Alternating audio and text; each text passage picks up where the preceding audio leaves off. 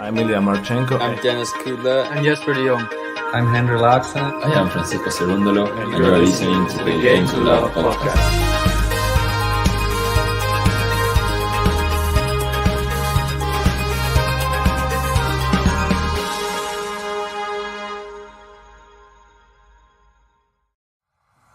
Last year, Novak Djokovic has left Australia after losing his appeal against his visa cancellation. He knew the conditions since a lot of months ago. I was just following the rules. I came in with all the valid papers. The volley! Yeah. It's so good! He's done it! It's the miracle in Melbourne. Novak Djokovic has been granted a visa allowing him to play in next year's Australian Open. Fans who taunt Djokovic are on notice. Do so, and you'll be kicked out by security. Carlos Alcaraz is out of the Australian Open. I look at my ranking, it's giving me a lot of confidence, but on the other hand, I know that these are just the numbers. Anybody can win a Grand Slam right now. Who is going to avoid Novak Djokovic? Daniel Medvedev's in the same court as Rafael Nadal. It doesn't get much worse, I'm sorry. Can Raducanu beat Coco Gauff in a second round bet? Felix Auger-Aliassime will win the Australian Open. Iga Swiatek will win. Aryna Sabalenka and Taylor Fritz. Yes, you heard it here first. Novak Djokovic, clear winner for me. So my projected semi-finals for the women's, Zheng against Pegula and Garcia against Samsonova. I see Novak Djokovic holding his 10th Australian Open trophy this year. I see Maria Sakkari winning her first Grand Slam title at the Australian Open.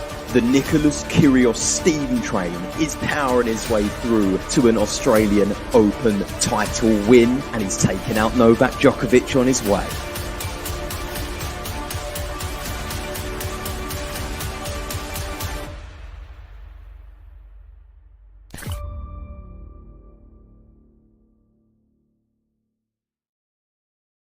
Ooh, it's semi-final time on the women's side this time.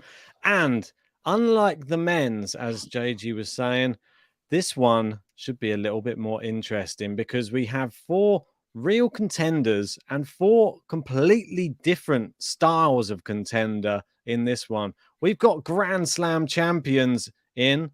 We've got just new, completely crazy, unforeseen people who are going to be in this semi-final as well. Or we've just got somebody in just amazing form. Who is going to be the eventual champion and who's going to make it to the final? We will find out. There will be a Grand Slam champion in the final. That is something which is confirmed. We've got Rybakina versus Azarenka in one semi-final and the other, Magda Linette, Sabalenka. The funniest thing about all of this is if you had to bet all your money on a Polish player being in the semi-final, you would not have picked Magda Linette. So if I said to you, I can guarantee you, Ben, there's going to be one Polish player in the semi-final, everyone would be thinking it's Iga, but it's not. It's Magda Linette, and I'm actually going to start with Magda Linette. I don't know if that's what you had planned for the show, but I would like to start on that match because she is the surprise player.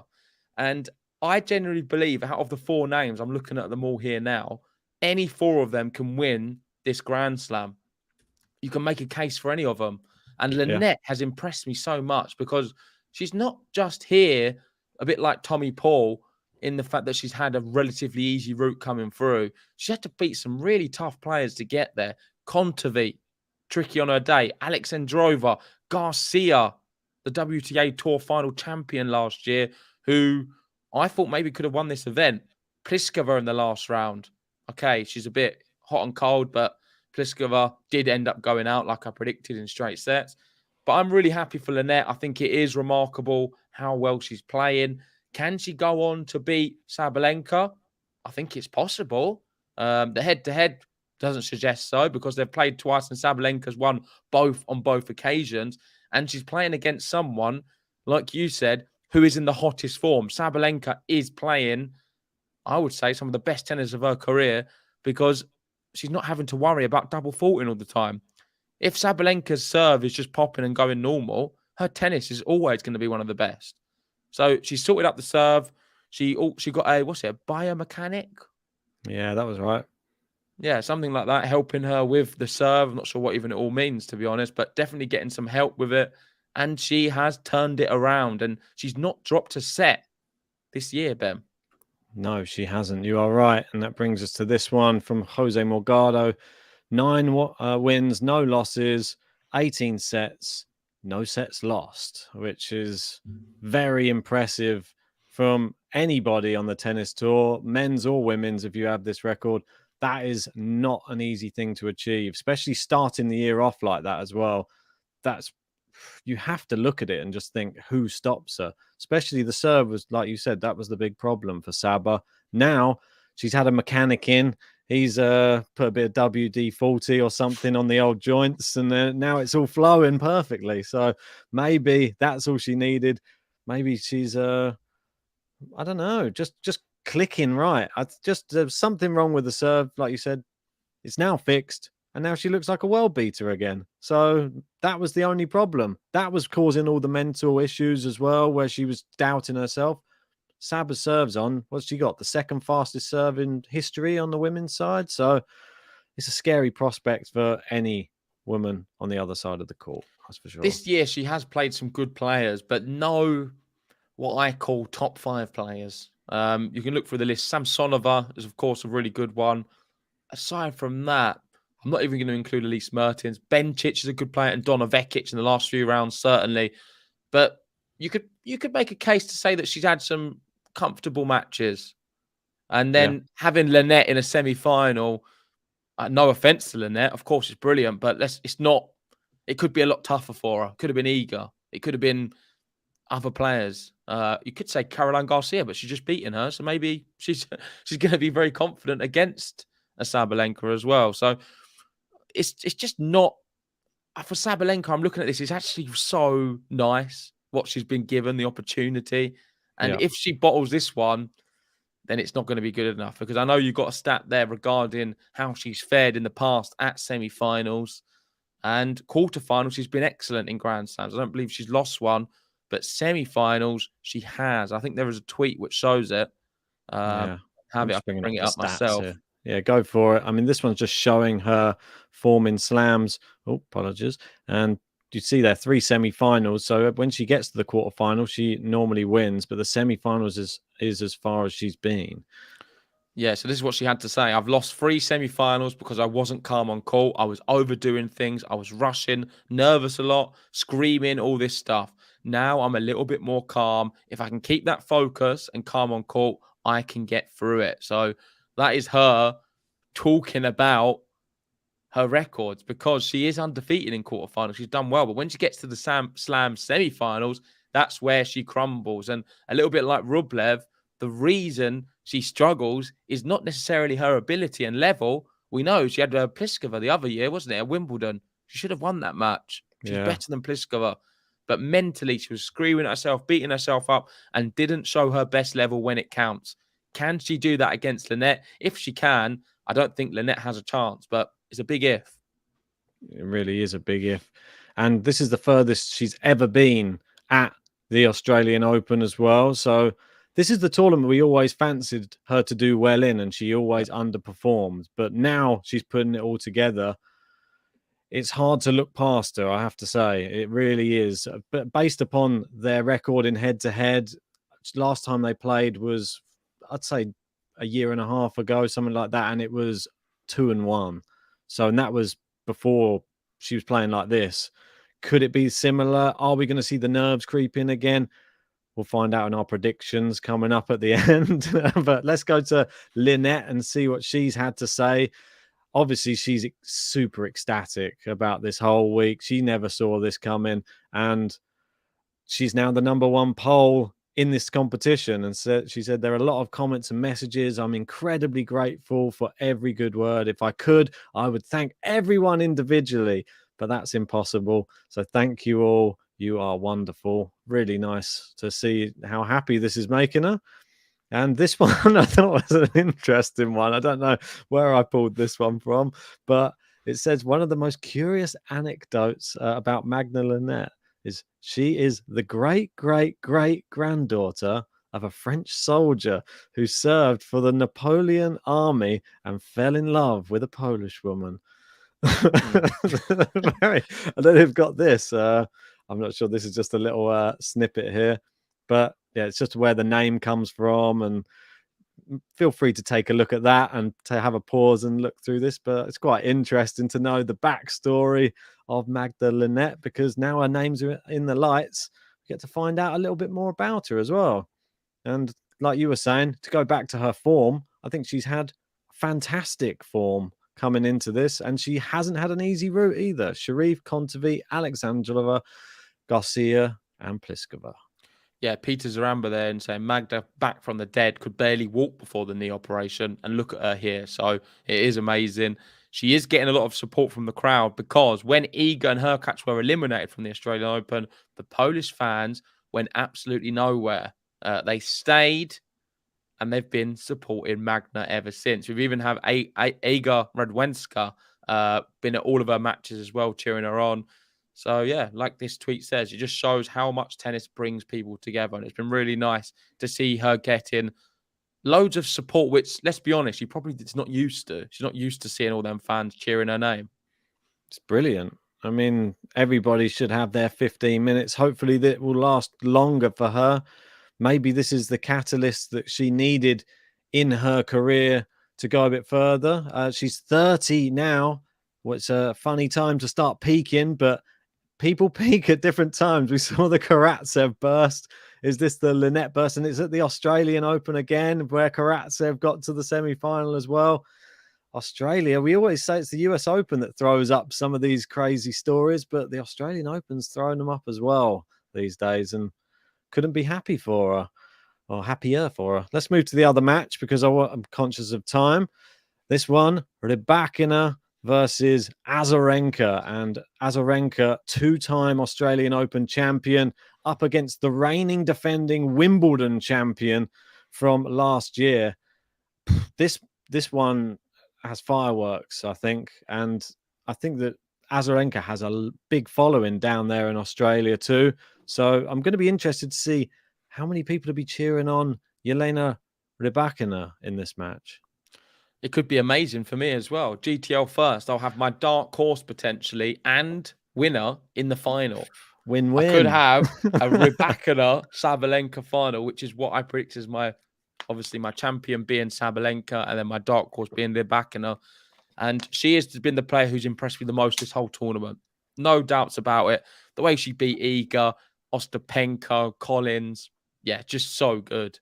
I generally think she is the future of tennis. She is going to win multiple Grand Slams. She's already won a Wimbledon. She's not talked about near enough. People have criticised her personality and what it's going to bring for the sport. I think she's really nice. And maybe we don't get to hear enough from her. But in terms of her tennis, I know you mentioned Sabalenka as someone who's got a great serve. I think Rybakina serves better. She's able to find a few more aces. She struck 11 aces during the quarterfinals, and in fact leads the draw with the most aces this fortnight, 35. So I think that was the same at Wimbledon as well. So She's leading on the ace counts, and she's going to be pitted up against a Grand Slam champion of Australia two-time, Azarenka, who is just finding that rhythm again. She's beating everyone she's playing. She beat Pegula. She's got the shades on in the post-match interview. She's talking about the sport as if she loves it again. And Azarenka, I think, has that extra little bit of experience and tactical know-how to be able to beat some of these players. And I think that's a very, very, very valuable thing.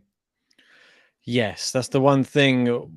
I wouldn't say we ruled her out completely, because she always has a chance, but I didn't even envisage that Azarenka would be getting to this stage again at the Australian Open. Maybe that's just me. I've disrespected Azarenka there, but I'm just trying to find the tweet quickly. I think this is the one. Azarenka, it will have been 10 years, 3,654 days between her slam women's singles titles, by far the longest gap for any player in the Open era between major wins.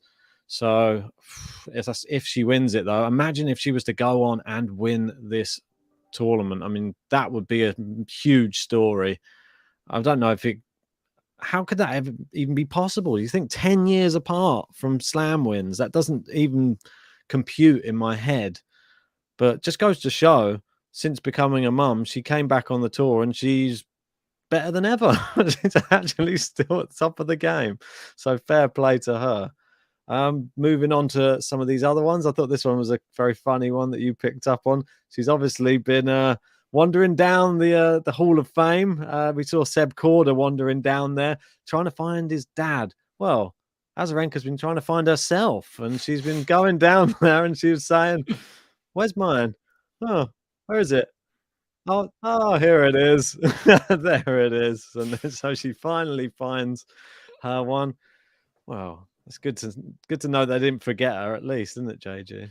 Yeah, I love a little bit of comedy, and this was another funny moment. She has brought a lot of that, talking about how she really misses her dog, right on cue, and also how her kids aren't really bothered about watching her play tennis, which she's just very relatable. She's a very relatable person, not just a tennis player. I'm happy for you to wrap this one up, but I'm going to have to shoot very soon. So No what I'm worries. just going to quickly do is just go through my predictions now, and they are pretty straightforward. So I'm going to have 3 sets in the Rybakina Azarenka one, with Rybakina winning in 3. And in the Okay. other one, I'm going to have Sabalenka beating Magda Linette in straight sets. And I mean, it is pretty obvious. The reason I'm just going to go out of it is because, that's my dark horse and my winner. So I was always going to have them two get into the final if I could. And that's how I see it going. Okay, well, JG can exit on that one. I will just go through quickly. Now JG has departed. Just some stuff about Rybakina. We've got here from Yelena Rybakina's coach, Stefano Vukov, saying she is a national hero back home. So there were many interviews. Yelena is a very charitable person. So she went out to help the kids, visited dog shelters. Yelena is a wonderful girl, a big introvert.